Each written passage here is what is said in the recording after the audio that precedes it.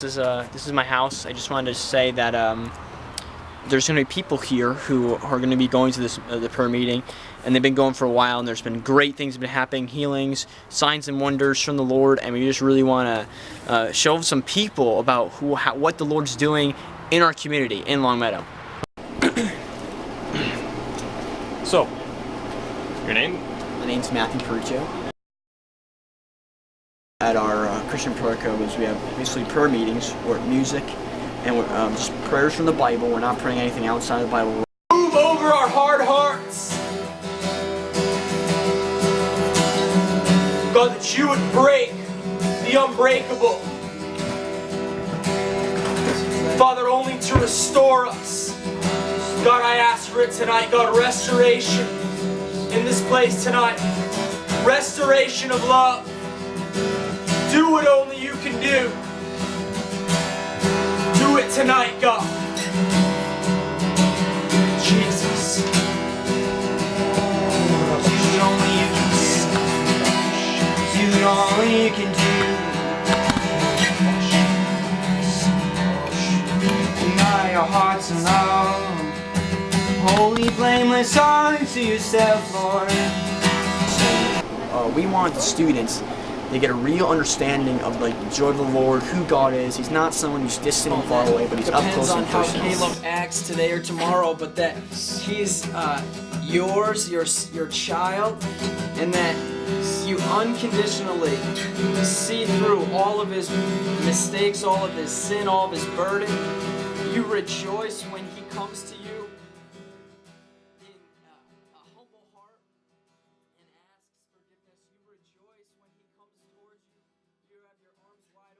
I had a dream. It was basically a dream, and this was before I'm even in the high school, and I'm in the auditorium. Okay, well, I'm going to walk in the auditorium. This is 8th grade going to high school, and I walk in, and I open up the door, and I walk in, and it's kind of dark, but there's people everywhere, just crowding the place, and they're lifting up their hands. They're giving worship to God. People are praying, laying hands on each other, and there's people really getting in touch. I saw people that I know today that I didn't know back then. Like, hey, that looks like that person I saw, and so and I was like, that was really cool. Yes, God, I just thank you right now, Father, for the awakening. God, on the inside, Father, where the dead places of our heart. God, that I just ask that we just truly come alive. Father, that we can just live years of our lives and they can come and they can go. But Father, if we don't find our identity in you, then God, are we just truly living? God, or are we just dying? And I just ask that even tonight, Father, that we would just hear your voice. God, that you would just lead us. God, that it would shake everything that can be shaken in our lives. God, that it would be the audible voice of the Lord that would come into this place tonight, Father, that would shake us. God, I just ask you for that right now. Oh, God, shake our hearts, Lord, with the sound of your voice. Shake our hearts, Lord, with the sound of your voice. The voice of many waters come.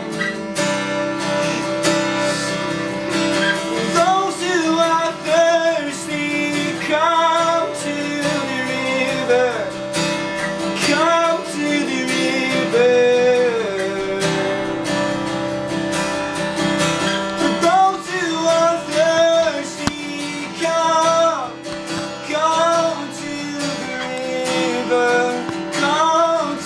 the river.